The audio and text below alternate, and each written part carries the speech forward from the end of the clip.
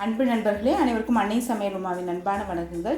இன்றைக்கி அன்னை சமையலில் பார்க்க போகிறது மீன் குழம்பு. ரொம்ப சிம்பிளான மீன் குழம்பு, தேங்காய் கூட சேர்க்கலை. வாங்க மீன் குழம்பு எப்படி செய்கிறதுன்னு பார்க்கலாம். அதில் தேவையான அளவு எண்ணெய். மீன் குழம்பு நீங்கள் நல்லெண்ணெயில் பண்ணிங்கன்னா டேஸ்ட் ரொம்ப நல்லாயிருக்குங்க.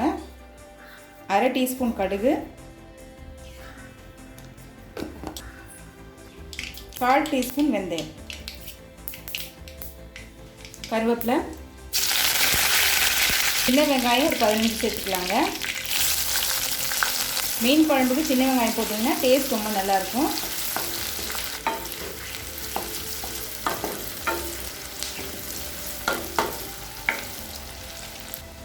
பத்து பல் பூண்டு,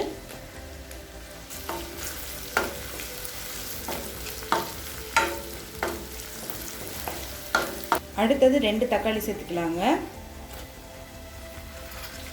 தேவையான அளவு உப்பு. இது பார்த்திங்கன்னா நல்ல பெரிய தக்காளியாக இருந்ததுங்க, அதனால் 2 போட்டுக்கிட்டேன். மீடியம் சைஸாக இருந்ததுன்னா 3 போட்டுக்கோங்க.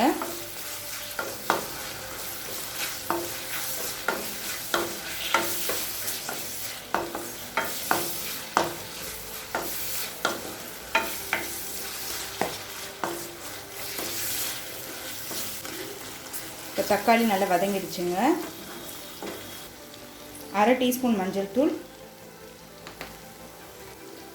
2 டீஸ்பூன் மிளகாய்த்தூள், 2 டீஸ்பூன் தனியாத்தூள், 1 டீஸ்பூன் குழம்பு மிளகாய்த்தூள்.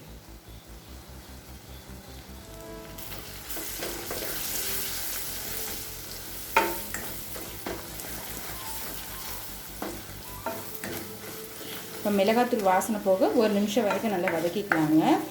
குழம்பு மிளகாத்தூள் போடுறதுனால மீன் குழம்பு டேஸ்ட் ரொம்ப நல்லாயிருக்கும். உங்கள்கிட்ட இல்லைன்னா பரவாயில்லைங்க.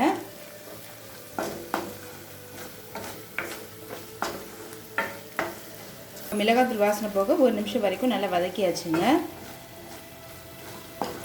ஒரு எலுமிச்சை அளவு புளியை 1.5 கப் தண்ணியில் கரைச்சி சேர்த்துக்கலாங்க.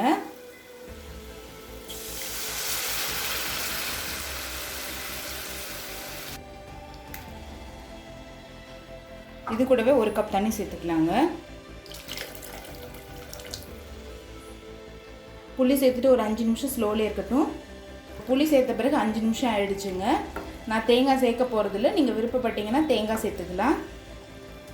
இப்போ அடுத்தது மீன் துண்டுகளை சேர்த்துக்கலாம். நான் 1/4 கிலோ மீன் எடுத்திருக்கேங்க.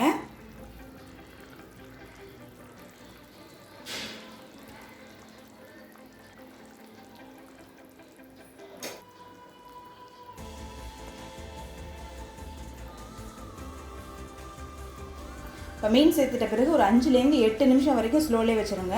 5லேருந்து 8 நிமிஷம் வரைக்கும் ஆகுங்க மீன் வேகிறதுக்கு. அதோட சைஸை பொறுத்து மாறுபடும்.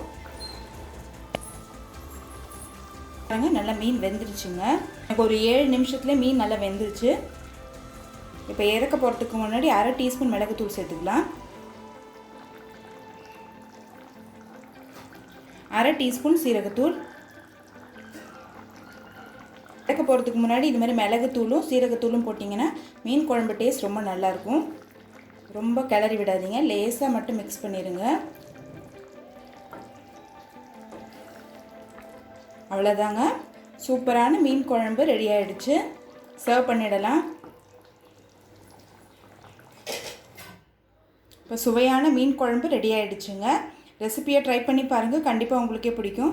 ரெசிபி பிடிச்சிருந்ததுன்னா வீடியோவை லைக் பண்ணுங்கள், கமெண்ட் பண்ணுங்கள், ஷேர் பண்ணுங்கள்.